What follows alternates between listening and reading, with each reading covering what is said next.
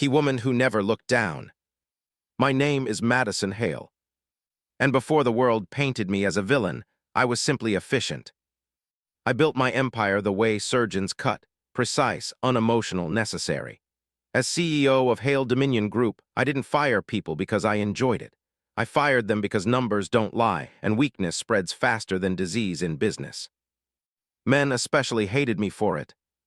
They called me cold, arrogant, heartless. I let them. Because when you're worth billions, sympathy becomes a luxury you're taught never to afford. That morning, sunlight poured through the floor-to-ceiling windows of my Nairobi headquarters, casting sharp lines across the marble floor like the bars of a cage. I stood at the head of the boardroom table, tablet in hand, eyes scanning performance reports. "Mr. Calloway," I said calmly, "your division missed projections for the third consecutive quarter." He swallowed. "The market." "The market adapts," I interrupted. "Leaders do too, you didn't." Silence. "I'm terminating your contract effective immediately." He stared at me stunned, then anger flared. "You enjoy this, don't you?" he snapped. "Firing people, especially men." I met his gaze without blinking. "No," I said, "I enjoy results." Security escorted him out. No applause, no drama, just another name erased. By noon, 3 more executives were gone. By evening, I felt nothing. That was the problem. The invitation arrived that night, embossed, elegant, impossible to refuse. Board-mandated community visit. Location, Mukuru Rehabilitation Corridor. Purpose, Public-Private Sustainability Initiative. In simple terms, a publicity stunt. My firm needed positive optics after a controversial acquisition. So I was sent, forced, really, to shake hands with locals, smile for cameras, and pretend I cared. I wore white, tailored pants, crisp blouse, shoes that cost more than some people earned in a year. When my driver stopped at the edge of the settlement, the air changed. Dust, smoke, life. Children ran barefoot. Women cooked over open fires. Men carried scrap metal like treasure. And then I saw her. She stood knee-deep in mud, sleeves rolled up, hair tied back messily, face streaked with dirt. She was arguing with a contractor twice her size. "No," she said firmly. "You don't pour cement there, you'll poison the water line." The man scoffed. "Lady, I've been doing this for years." "And I've been fixing the damage for just as long," she shot back. "Move it now." Something in her voice, unafraid, unbending, made him hesitate. Then he moved. I frowned. Who was she? My PR manager leaned toward me. "That's Rhea Lawson, community engineer, environmental rehab specialist." "She looks unprofessional." "She's brilliant," he replied carefully. I watched as she wiped her hands on her trousers and turned, our eyes meeting for the first time. She didn't smile. She didn't bow. She didn't look impressed. She looked curious. Like she was studying me, not the other way around. I stepped closer. "You're in charge here." She glanced at my shoes, then back to my face. "Out here, yes." "I'm Madison Hale." "I know," she said simply. "No awe, no fear. Just fact." "I hope you're not planning to turn this place into another glass monument," she added. "People live here." Her words hit harder than any boardroom insult ever had.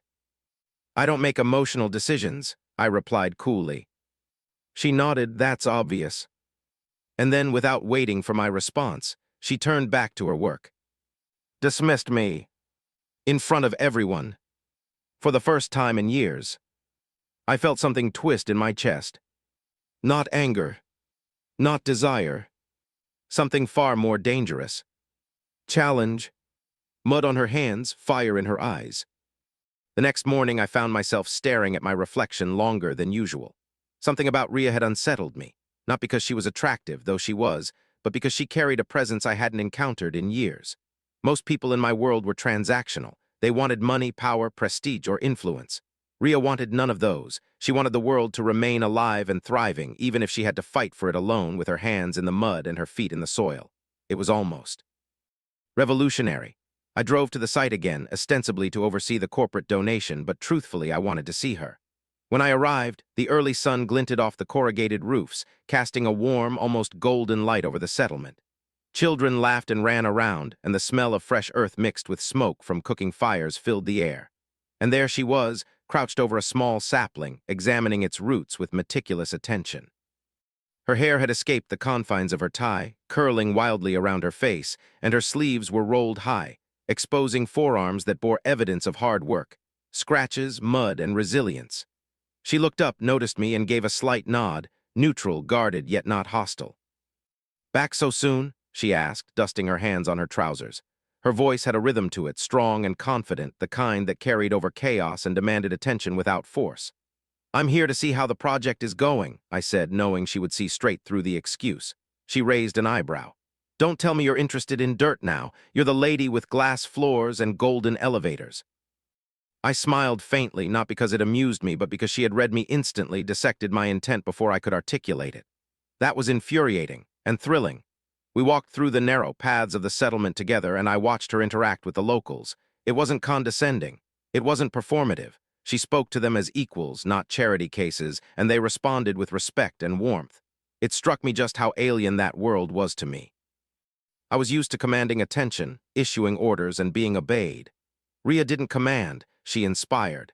And as I observed her, I realized how little I had ever truly been inspired by anyone. By noon, the sun had climbed high enough to make sweat bead on foreheads and dampen shirts. Rhea had me kneeling, quite literally, at the edge of a newly dug trench, demonstrating the correct placement of roots for saplings so they would survive the upcoming dry season. I had never imagined that a billionaire CEO would spend hours in the mud, learning about soil composition, irrigation, and native plant resilience. Yet here I was, following instructions, my hands dirty, my mind surprisingly captivated by every word she spoke. "You're not as stiff as I thought," she said casually, glancing at me with a smirk that was equal parts teasing and challenging. I bristled slightly but allowed the compliment, knowing that it was not about my appearance. It was about the walls I had built around myself, the control I clung to, and the vulnerability I was slowly beginning to admit existed within me. She moved with grace and authority, not the authority of a title or a paycheck, but the authority of someone who knew their worth and had fought to preserve it. Watching her, I realized that power could take many forms, and perhaps some of the most important power in the world was not measured in dollars or assets, but in courage, conviction, and the ability to stand unwaveringly in one's principles. As the afternoon wore on, we came to a clearing where a grove of endangered acacia trees grew, twisted and strong despite years of neglect and threat from developers. Rhea knelt by one of the largest trees, running her fingers along its bark as if communicating with it silently. "These trees are survivors," she murmured, almost to herself. "They've seen centuries of change, yet they endure. There's a lesson in that if anyone cares to see it."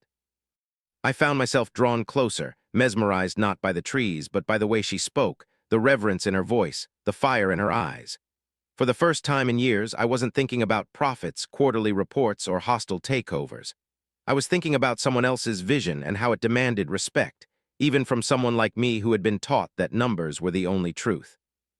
Then she looked up and our eyes met. Something unspoken passed between us. Not desire in the way the world thinks of it, but recognition. Recognition that two people from entirely different worlds could see a reflection of shared determination, of intensity, of fire.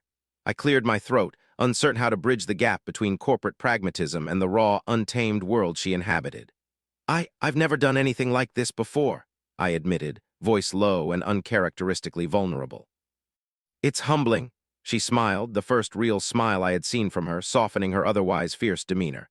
"Good," she said simply. "It should humble you. Humility is the first step to understanding." That single sentence lingered with me long after I left the site, long after I returned to my penthouse and the clean, sterile life I had meticulously built.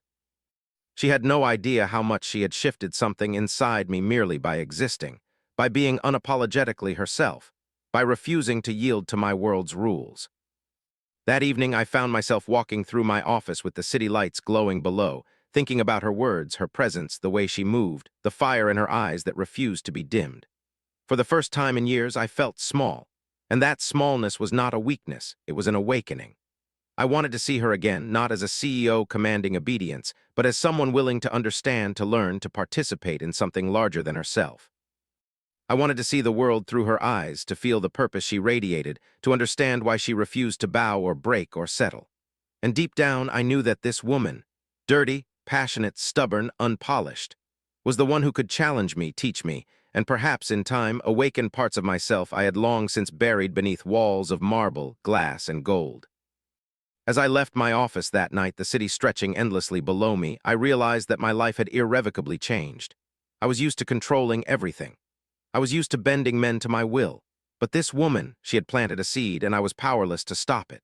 Not because she demanded obedience, but because she had shown me a world I had forgotten existed, a world of fire, of purpose, and of truth that could not be bought, manipulated, or owned. And for the first time, I didn't want to control it. I wanted to be part of it. Power meets purpose. Days passed, but Ria's presence lingered in my mind like the faint scent of rain on dry earth, subtle, persistent, impossible to ignore. I couldn't walk through the hallways of my skyscraper headquarters without replaying her words, her fire, the effortless authority with which she commanded respect. My board meetings, once a predictable rhythm of numbers and reports, now felt hollow. I found myself distracted, imagining the soil between her fingers, the way her hair curled when the wind caught it in the settlement, the intensity in her gaze when she argued a point with precision that even I, trained in negotiation and control, had to admit was impressive. I realized almost reluctantly that my life, structured, controlled, and curated to perfection, was incomplete. She had shown me that success without purpose was sterile, that power without empathy was hollow, and that wealth without meaning was essentially meaningless. Unable to resist the pull of curiosity, I visited the rehabilitation project again, this time under the guise of performing a formal assessment. But my heart, unaccustomed to vulnerability, was anything but formal. Ria was there, crouched in the center of the clearing, mapping sapling growth with meticulous precision, her fingers tracing lines on the soil as if it were a manuscript that demanded attention. When she saw me approach, her expression was neutral, professional, but I knew better. She had noticed the subtle tension in my shoulders, the way my eyes lingered on her, the unmistakable fascination that she stirred within me. "You're back," she said simply, voice calm yet carrying an underlying challenge, as if daring me to explain why I was intruding on her world. I took a deep breath, suddenly aware of how little I had ever truly spoken about anything that mattered. "I wanted to understand," I said, keeping my tone deliberately measured, hiding the rawness of curiosity and intrigue that burned beneath it. She studied me silently, and then almost imperceptibly she smiled. It wasn't the playful smile she sometimes wore, nor was it flirtatious. It was a smile that acknowledged my attempt, a rare recognition that I was willing to step outside my world and see hers. That acknowledgement, small as it seemed, made my chest tighten in a way no financial report ever had. We spent the day together, walking through narrow paths lined with young trees, her voice explaining the significance of each species, the delicate balance of ecosystems, and the delicate negotiations she had to perform with developers who viewed her work as a hindrance to profit. I listened, genuinely absorbed, realizing how limited my worldview had been, how blind I had been to the stories that existed beyond contracts and balance sheets. At one point, she stopped beside a particularly ancient fig tree, its roots twisting and sprawling as if it were holding centuries of secrets beneath the soil. She crouched beside it, her hands brushing the bark reverently, and said, "Every tree tells a story. If you listen, you'll hear more than I can ever explain in words." I knelt beside her, instinctively placing my hand on the roots, feeling the vibrations of life beneath my fingers, and in that moment I realized that this woman had opened a door I had long locked. The door to wonder, to humility, to a version of myself I had never allowed to exist. By late afternoon, we reached a small clearing where saplings were planted in neat rows, ready to be nurtured into adulthood. I was covered in dust, sweat glistening on my forehead, and yet I felt alive in a way that boardrooms and penthouses had never allowed. Ria stood back, arms crossed, evaluating my work with a critical eye. "You're getting it," she said finally, nodding once. "Not bad for someone who spends more time in elevators than forests." I smiled, realizing that the compliment carried more weight than any business accolade I had ever received. "I'm learning from the best," I replied, my tone casual, but my mind racing with thoughts I wasn't ready to name. For the first time in years, I felt equal to someone, not because I had power over them, but because she had power over me in the sense that she had stirred something deep within, something I could not control, something that mattered far more than profit or prestige. As the sun dipped below the horizon, casting a warm, amber glow across the clearing, Rhea and I sat side by side on a fallen log, tired but satisfied. She pulled a water bottle from her backpack, handed it to me, and then tilted her head slightly, watching me drink. "You know," she said softly, "most people like you would never get this close. You'd hire people to do this work, not touch the earth yourself."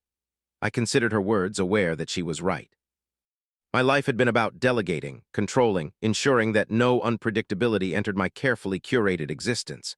And yet, here I was, kneeling in the mud, captivated by someone who refused to be contained, someone who refused to bow, someone who challenged every assumption I had ever held about power, about life, about myself. "I suppose I'm starting to realize that some lessons can't be taught in a boardroom," I said honestly. She looked at me, green eyes glinting in the fading light, and for a moment the world around us disappeared. No skyscrapers, no deadlines, no shareholders, just two people in a clearing, connected by something neither of us had words for yet. Walking back to the edge of the settlement, I realized that my mind had changed in ways I hadn't anticipated. Rhea Lawson wasn't just a woman covered in mud, commanding respect in a world that didn't understand her. She was a mirror reflecting the parts of myself I had long ignored, the curiosity, the humility, the desire to care, to nurture, to connect. And somewhere beneath all the layers of control and expectation, I understood that this connection, this fire she ignited, was not something I could ignore. As we parted that evening, she gave me a small, almost imperceptible nod, a silent acknowledgement of understanding, of respect, of challenge.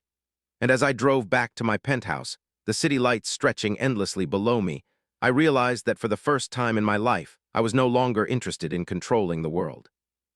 I was interested in understanding it, and in understanding her.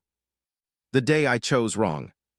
The following week began like any other in my carefully orchestrated world, yet beneath the familiar rhythm of board meetings, quarterly projections, and investor calls, a storm was quietly brewing. Rhea's image haunted my mind, the memory of her green eyes, the intensity of her convictions, and the effortless authority with which she moved through the mud and dust of the settlement.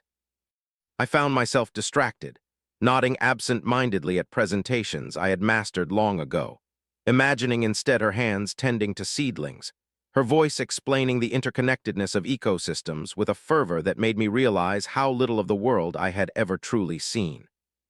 By the time the partners' meeting rolled around, I was unusually quiet, scanning the room for opportunities to intervene, yet my mind was elsewhere, tangled in thoughts of trees, saplings, and a woman who refused to bend for anyone, least of all me. Marcus Thompson, our senior partner, launched into the usual spiel about new development projects, high-yield investments, and the promise of untapped urban expansion. I listened with half an ear, mentally picturing Rhea kneeling beside an endangered fig tree, explaining to me why the soil had to be preserved, why the saplings deserved a chance to thrive, why progress without responsibility was nothing but destruction disguised as success. When the topic of a new luxury housing development in the Karen district arose, I felt my stomach tighten. The project was designed to maximize profit, exploiting land adjacent to the very forests where Rhea had spent years advocating for preservation. I could see it clearly. Bulldozers tearing through centuries-old trees, saplings crushed beneath the weight of greed, wildlife displaced without thought, rivers choked with runoff from concrete foundations. The partners were excited, voices raised over projections and returns, completely oblivious to the destruction that would follow. I realized with a sudden jolt of panic and anger that my world, the world I had built so meticulously, was at odds with hers. I was the CEO approving destruction, she was the guardian of life. And in that moment, I understood that my decisions would determine the trajectory of not just a project, but someone's entire purpose, someone whose presence had come to mean more to me than any spreadsheet, any profit margin, any empire I had built. I left the meeting abruptly, my usual composure fractured. The drive to the settlement was long, yet every moment I spent on the road, my mind replayed our last conversation, her words echoing in my head. Some lessons can't be taught in a boardroom. Those words now held weight I hadn't anticipated. When I arrived, the sun was beginning its descent, casting long shadows over the saplings Rhea had planted, highlighting the delicate work she had poured her soul into. She was crouched beside a particularly large tree, inspecting its roots with meticulous care. Her hair fell loose around her face, sticking slightly to the sweat on her forehead, her clothes dusted with soil, her eyes shining with unwavering focus. She looked up as I approached, her expression softening slightly, yet still guarded. "Madison," she said simply, acknowledging me without ceremony, as if expecting me, as if reading my turmoil before I even spoke. I hesitated, suddenly unsure of how to bridge the chasm between the corporate authority I wielded and the moral responsibility she represented. "I need to talk to you," I began, keeping my voice low, steady, but underlined with urgency. She nodded, gesturing for me to follow her to a shaded area beneath a grove of acacia trees. The air was thick with the smell of earth and growing things, a stark contrast to the sterile scent of my office. I explained the development project in detail, the projected returns, the approvals already in motion, the partner's insistence that it would be a guaranteed financial success. With each word, I watched her expression change. Her eyes widened, disbelief mixing with anger, and I could feel her disappointment radiating in the heat between us. $50 million for shopping complexes?" she repeated, her voice tight. "On this land, do you even hear yourself?" I felt a pang of guilt, not for financial loss, not for the frustration of my partners, but because I knew that I was threatening something she had devoted her life to protecting. She stood, hands clenching the hem of her shirt, the dirt under her fingernails catching the sunlight like evidence of her dedication. "You're part of it," she said finally, her voice measured, controlled, but tinged with hurt. "And yet you don't even see the destruction you're enabling." I swallowed, suddenly aware of the enormity of the choice before me. I had the power to halt the project, to override my partners, to preserve not just the forest, but the future of someone who had become more important to me than I cared to admit. And yet, doing so would put my career, my reputation, my empire at risk. I wanted to explain, to negotiate, to justify, but her eyes held me in place. They were unwavering, defiant, and I realized that no excuse could shield me from the moral consequences of my actions. I had two paths: maintain my empire and crush the world she loved, or bend, risk everything, and honor the integrity and purpose she represented. For hours, we argued. I attempted to rationalize, to negotiate compromise, to assert authority, but she countered with logic, passion, and unwavering commitment. Each point she made, each plea for the preservation of life, chipped away at my defenses, leaving me raw, exposed, and questioning everything I thought I valued. By the time night fell, exhaustion weighed heavily on both of us, but I couldn't walk away. I couldn't leave her in despair while the world I controlled threatened to undo all she had worked for. And somewhere beneath the anger and the frustration, a deeper truth emerged. I wanted to be the one who fought beside her, not against her. I wanted to protect what she loved, not destroy it. For the first time in years, I realized that being powerful was meaningless if it came at the cost of morality, love, and purpose. That night, as I returned to my penthouse, the city lights stretching endlessly below me, I felt an unfamiliar ache, a mix of fear, desire, responsibility, and awakening. I couldn't sleep. Every corner of my meticulously ordered life now felt hollow without her, without the purpose she had ignited inside me. I stared out over Nairobi, thinking of saplings, soil, and fire in green eyes, knowing that tomorrow would demand a choice: protect my empire or protect the woman and world I had begun to love. The weight of that choice pressed on me, heavy as any financial liability, but infinitely more profound. Somewhere deep inside, I understood that the path I would take would define not just my career, but the person I wanted to become, the life I wanted to live, and the kind of legacy I would leave. When love costs everything, the days that followed were a whirlwind of tension, reflection, and reckoning.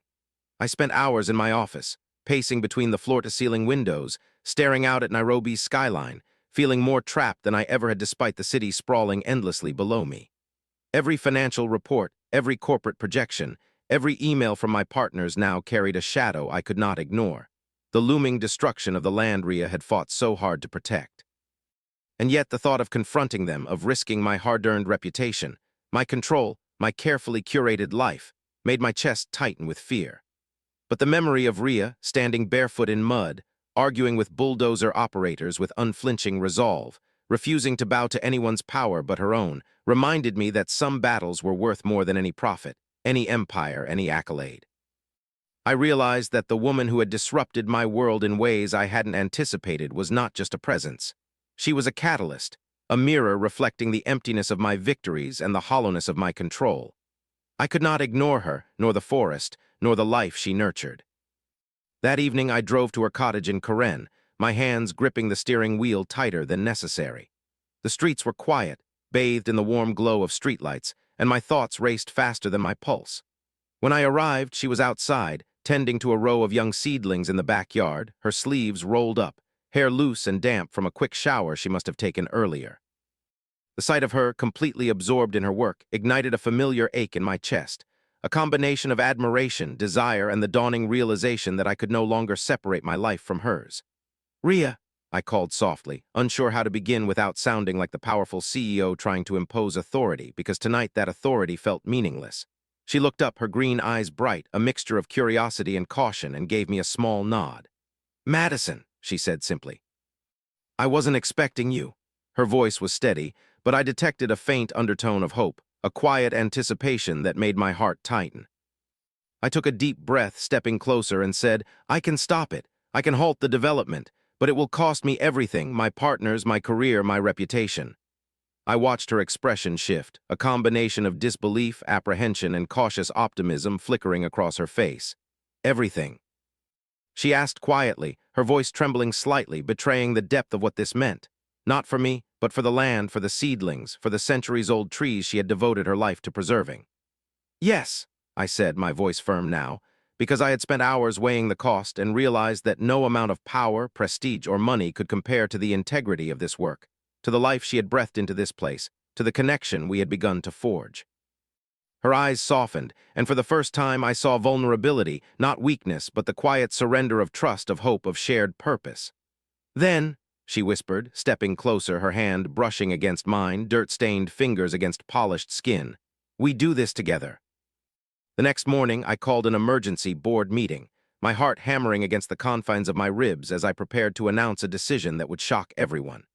As I laid out my plan to halt the Karen development project, citing environmental responsibility, long-term sustainability, and moral obligation, I saw the incredulity on my partners' faces. Marcus Thompson's lips thinned, anger simmering just beneath his composed exterior. "You're sacrificing millions for trees," he asked incredulously. "Not just trees," I replied firmly, the words gaining strength with each syllable. "For life, for legacy, for purpose. Some profits are meaningless if they destroy the world we live in, and I refuse to be part of that destruction." The room was silent, tension thick enough to taste. Yet I held my ground, drawing upon the clarity Rhea had instilled in me. The understanding that true power lies not in domination, but in choice, in courage, in standing for what is right even when it costs everything. By mid-afternoon, the decision was finalized. The Karen project was halted. Bulldozers were redirected, investors appeased with alternative proposals, and I found myself standing alone in my office, the weight of the decision settling over me like both a burden and a liberation. My phone buzzed, a message from Rhea. "I knew you could see it. Thank you." I read it repeatedly, letting the simplicity of those words wash over me, feeling a surge of emotion I hadn't allowed myself in years. Relief, pride, connection, and something far more intimate. Love in its quiet, profound form. That evening I drove to her cottage, not because I had to, but because I wanted to. I wanted to see the forest saved, to witness her joy, to be close to the woman who had taught me that power without purpose was hollow, that success without empathy was empty, and that the courage to protect what you love is the truest measure of strength. When I arrived, she was sitting beneath an ancient fig tree, the soft glow of lanterns casting warm light across her face, her eyes reflecting both the moon and her unwavering resolve. She looked up, and without a word I walked toward her, my hand reaching for hers. She took it willingly, and in that simple touch I felt the culmination of everything we had endured, the tension, the challenge, the awakening, and the trust that had been built between us. We sat together in silence for a long time, the forest around us alive with the whispers of wind through leaves, the distant calls of nocturnal wildlife, and the profound understanding that we had changed each other forever. No words were needed. In that moment, I realized that love, courage, and purpose were far more powerful than any empire, any wealth, any title. And in her presence under the stars, surrounded by life she had fought to preserve, I finally understood what it meant to kneel, not in submission, but in reverence, in gratitude, in shared commitment to something greater than ourselves. Storms outside, fire within. The victory of halting the Karen project was short-lived. Within days, the fallout began. Investors called, their voices sharp with anger and disbelief. Partners whispered behind closed doors, questioning my judgment, my sanity, and in subtle ways, my authority. Marcus Thompson cornered me in the boardroom one morning, his sharp eyes piercing through my carefully maintained composure. "Madison," he said, leaning forward, Do you realize the consequences of your decision? We're risking millions, and for what? A patch of trees, a woman's fantasy. I looked him in the eye, my fingers tightening around the armrest of my chair. No, I replied evenly but with conviction. For life, for purpose, and yes, for someone who has reminded me what it means to care about something bigger than profit, and if that makes me a fool in your eyes, so be it. His lips pressed into a thin line, anger simmering beneath restraint, but I didn't flinch. I had spent years mastering control, power, and fear. Now I understood that the courage to do what is right, even against overwhelming pressure, was a far greater measure of strength. That evening I drove to Ria's cottage, the weight of confrontation still heavy on my shoulders, yet tempered by the thought of her waiting for me. She was in the nursery, tending to seedlings under the soft light of lanterns. The scent of earth and growing things enveloped the room, grounding me in a way that no boardroom ever could. When she saw me, her green eyes sparkled with a mix of pride and relief, and in that moment I realized that our bond had grown beyond simple admiration or attraction. It was trust, respect, and the recognition that we had chosen the right path, even when the world had demanded we compromise.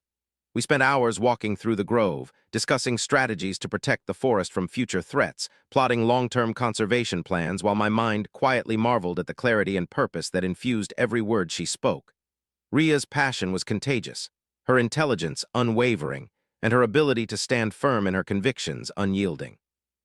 I was captivated, inspired, and more than I had expected, completely in love. But the world outside was relentless. News of the halted development spread like wildfire. The media painted me as a reckless billionaire CEO, prioritizing sentimental ideals over shareholder value. Social media exploded with commentary, some praising the preservation effort, others mocking my choice. I watched the storm from my penthouse, the city lights below masking the turmoil in my mind. I knew that my decisions had real consequences, not just for my empire but for the people who relied on it. I also knew that I could not, allow ambition or fear to overshadow morality. Ria had shown me that true leadership was not measured by profits alone, but by the courage to act with integrity, even when the world doubted you. The following morning she arrived at my office unannounced, muddy boots, worn jeans, and a faded shirt, yet her presence carried more authority than any corporate title I had ever held. "They're going to push back harder," she said, her voice steady. "But you're not alone." Her words were simple, yet their impact was profound. In that moment, I realized that our bond was no longer just personal. It was a partnership forged in fire, tested by opposition, and rooted in shared purpose. Together, we strategized. I used every bit of influence, every connection, every resource at my disposal to safeguard the forest. Ria mapped out the land, documented environmental significance, and rallied local communities to advocate for preservation. My boardroom became a war room of sorts, a fusion of corporate acumen and ecological strategy, blending numbers with nature, finance with foresight, and ambition with morality. I watched her navigate conflicts, negotiate with developers, and inspire volunteers with a presence that left me in awe. I realized that the woman who had appeared suddenly in my life, covered in mud and intent on saving the world one tree at a time, had fundamentally changed the way I saw power, responsibility, and love.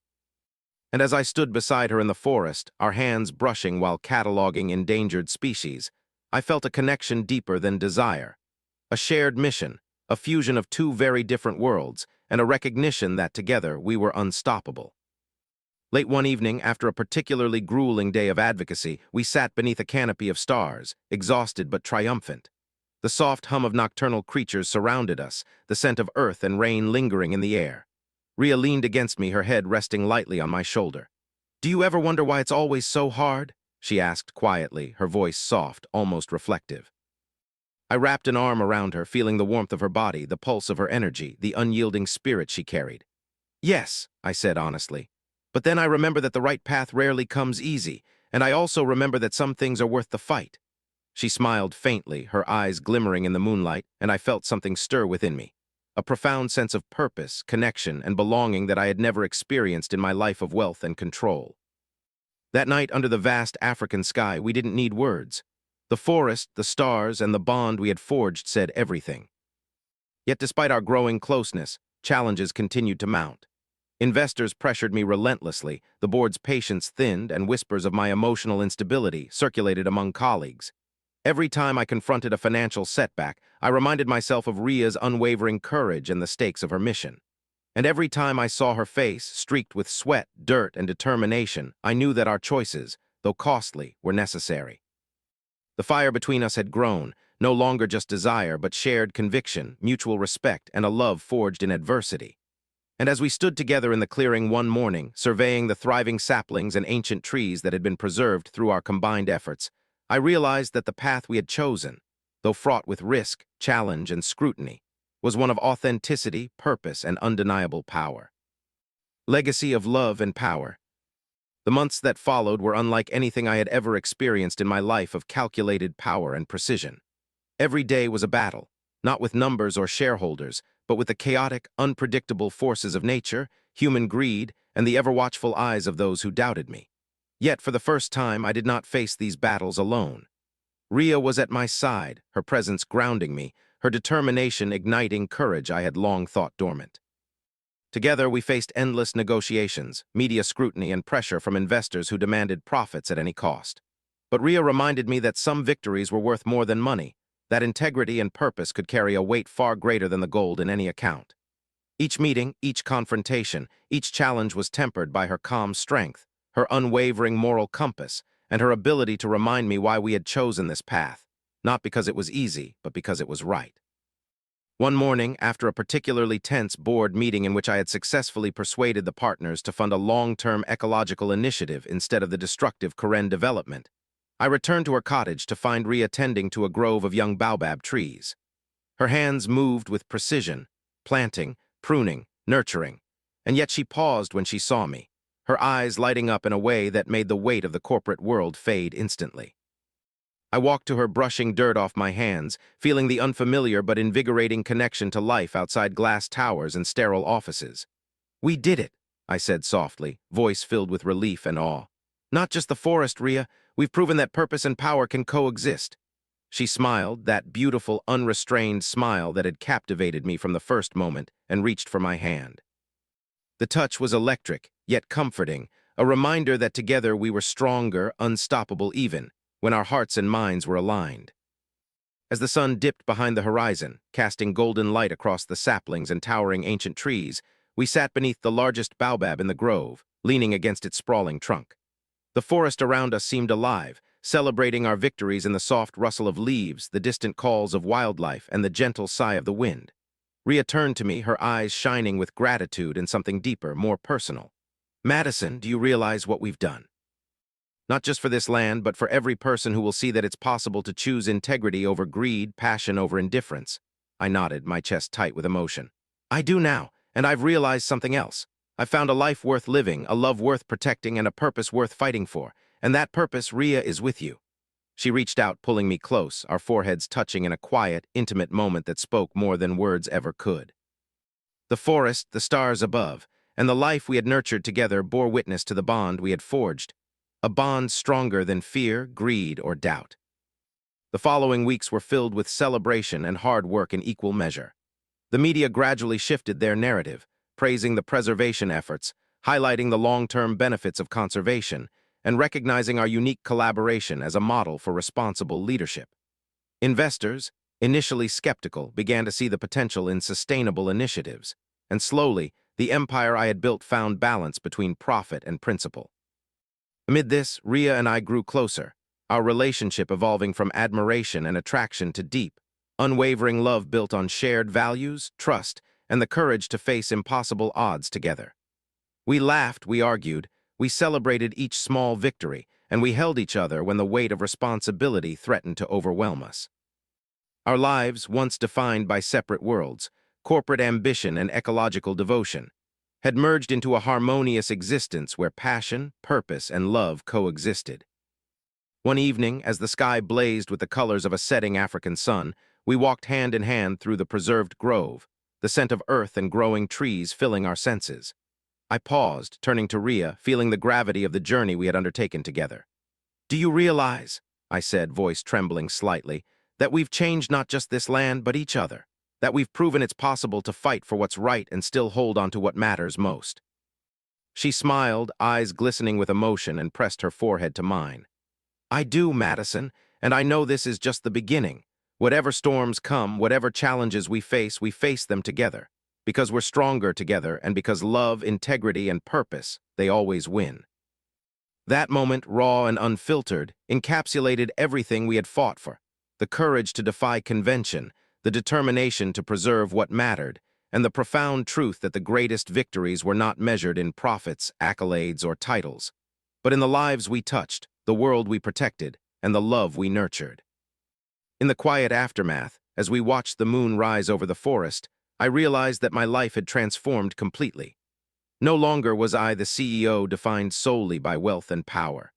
I was a woman who had learned to fight for what mattered, to love without hesitation, and to stand alongside someone who challenged, inspired, and completed me. Ria's hand in mine, the forest alive around us, and the life we had built together symbolized everything I had once thought impossible. That purpose and passion could coexist with power, that love could thrive even in the face of relentless pressure, and that true fulfillment came not from what you controlled, but from what you protected, nurtured, and cherished. Together, we had not just saved a forest. We had created a legacy, one defined by courage, integrity, and an unwavering commitment to life and love. And as the night embraced us, I knew with every fiber of my being that this was just the beginning of a life more extraordinary, meaningful, and beautiful than I had ever imagined.